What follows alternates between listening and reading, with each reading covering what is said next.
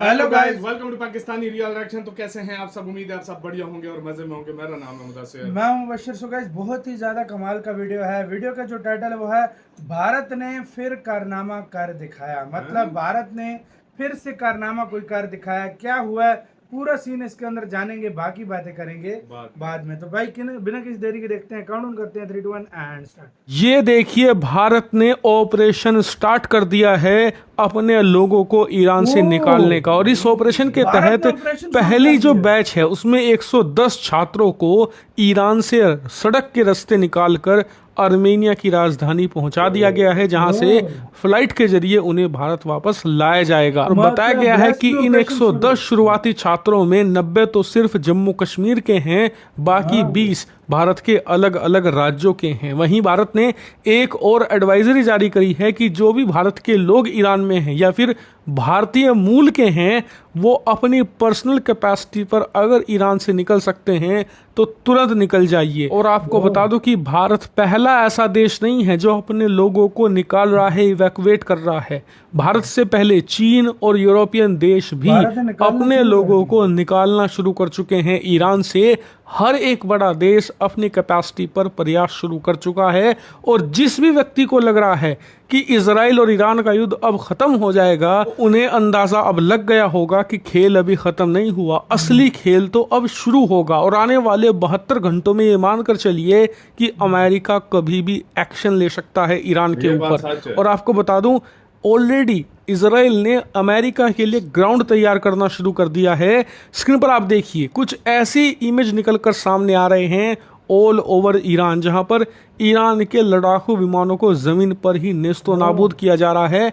Literally 100% सफाया कर रहा है इजराइल ईरानी एयरफोर्स का, ताकि कल को अमेरिकी सेना जब लड़ाई के लिए आए तो ईरान कोई प्रतिरोध दिखा ही ना पाए। अमेरिकी बमवर्षक विमान जब ईरान के ऊपर भारी बमबारी कर रहे होंगे, उस वक्त ईरान अपनी वायु सेना से इन बमवर्षक विमानों के सामने कोई चैलेंज खड़ा ही ना कर पाए। लिटरली ईरानी वायु सेना के लड़ाकू विमान हो, चाहे इनके surface to air missile defence system हो या रडार साइट हो, सबको चुन चुन कर नष्ट कर रहे हैं इजरायली लड़ाकू विमान।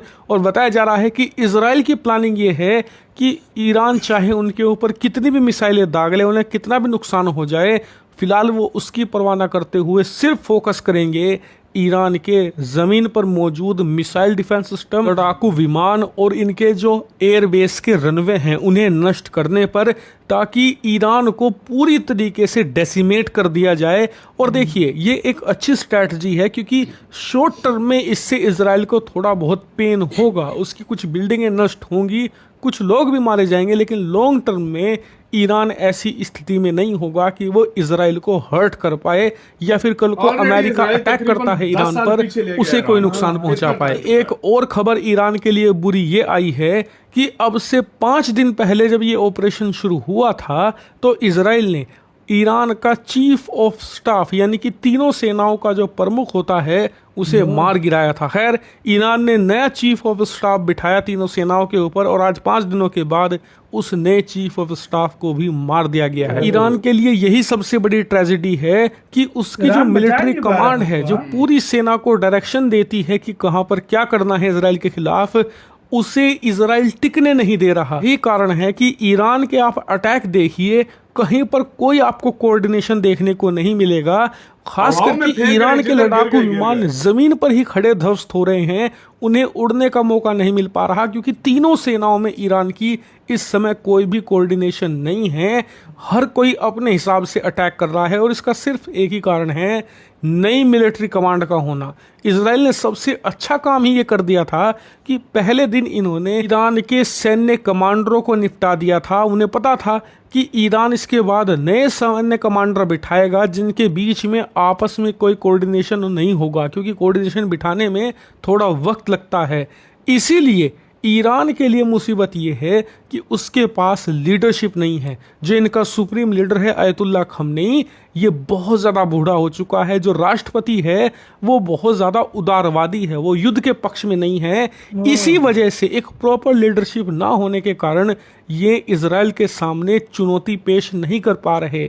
भले ही आपको देखने में लग रहा होगा कि कुछ मिसाइलें जाकर इजराइल की राजधानी के ऊपर गिर रही हैं, कुछ बिल्डिंगें नष्ट हो गई, लेकिन आप यकीन मानिए ईरान की जैसी फायर पावर है, उससे वो इससे 100 गुना नुकसान पहुंचा सकता था इजराइल को, लेकिन पहुंचा नहीं पा रहा क्योंकि इनकी सेना को, इनकी वायुसेना के पायलट्स को सही कमांड नहीं मिल पा रही, और खास करके तीनों सेनाओं के बीच में कोऑर्डिनेशन की बहुत ज़्यादा कमी है, और इसी चीज़ का इजराइल इतने अच्छे से फ़ायदा उठा रहा है। और अब आप अंदाज़ा लगाइए कि जब इसका फ़ायदा इजराइल जैसा छोटा देश उठा रहा है, तो कल को अमेरिका अटैक करने आएगा, वो कितने ब्रूटल तरीके से इसे एक्सपोज करेगा और इसका फ़ायदा उठा सकता है। हालांकि भारत के इस इवैक्यूएशन ऑपरेशन पर और ईरान की पुअर मिलिट्री स्ट्रेटजी पर आपका क्या मानना है, कमेंट करके ज़रूर बताइए। इसी के साथ वीडियो खत्म। सबसे पहले तो बात करते हैं, अपने लोगों को हमेशा की तरह भारत नहीं भूला, और फिर से अपने लोग जो है भारत ने निकालना शुरू कर दिए हैं।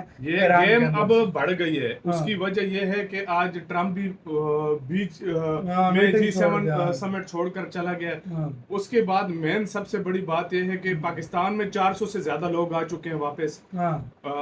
इंडिया ने अपने लोगों ने, चाइना ने बोल दिया है, चाइना ने कश्मीरियों को से लेकर पूरे जितने भी इंडियंस हैं सबको निकालना शुरू किया आर्मेनिया के थ्रू। मतलब इंडिया 90 के करीब तो सिर्फ जम्मू कश्मीर के लोग हैं, और अपने लोगों को निकालना। चाइना ने अपने लोगों को बोल दिया कि भाई ईरान से आप निकल जाओ, चाइना ने बोल दिया इजराइल से निकल जाओ, चाइना। उसके बाद रशिया ने भी कुछ लोगों को सुनने में आ रहा है कि निकलने का बोला है। मतलब और ट्रम्प ने सीधा बोला है कि भाई तेहरान खाली कर दो, बाकी देशों ने तो बोला निकलो ना, लेकिन उन्होंने ज़बानी बोला निकलो। जो इंडियन है वो अपने लोग खुद जहाज भेज रहे हैं, जहाज भेज, मतलब 100 बंदे, 200 300 बंदे अपने जहाज भेज के मंगवा रहे हैं। बिल्कुल। मतलब ये बहुत बड़ा फर्क है। सबसे बड़ी बात ये है ना कि यार देखो, मैं ये बात सच है कि इजराइल ने 10 साल पीछे ले गया ईरान को। उसकी मेन उसका भी थोड़ा बहुत हुआ नुकसान, लेकिन लीडरशिप मार दी है उसका सारे वो मेन बंदे को मार रहा है सब कुछ। यानी हर उस जगह पर जहां पर नुकसान पहुंचाना था उसको पहुंचाया गया। दूसरी नंबर पे ईरान जो मिसाइल मारता है वो आम जगहों पे गिर रहे हैं। एक आध कोई खास जगह पे गिरे, मतलब कोई हेडक्वार्टर हो या उस पे गिरे तो वो अलग बात है, वरना वो आम आबादी में गिर रहे हैं। इजराइल पिन पॉइंट जिस जगह पे अटैक करना है उसी जगह पे वो कर रहा है। सही बात है, वो सबसे ज्यादा नुकसान पहुंचा रहा है। सही बात है भाई। तो इस वजह से बड़ा गंद बना बचा हुआ यार, बहुत गंद। और अगर इसमें अमेरिका शामिल हो गया ना, खत्म हो जाए यार भाई, ये नहीं होना चाहिए, खत्म हो जाए यार। युद्ध में किसी का फायदा नहीं है वाकई में। क्योंकि बीच में जब अमेरिका आया ना, अमेरिका जब आया वो ये नहीं देखेगा कि क्या है, कौन क्या है, कोई क्या नहीं। वो फिर आपका क्या राय है बताना अपना, बहुत ज्यादा ख्याल रखना तो है।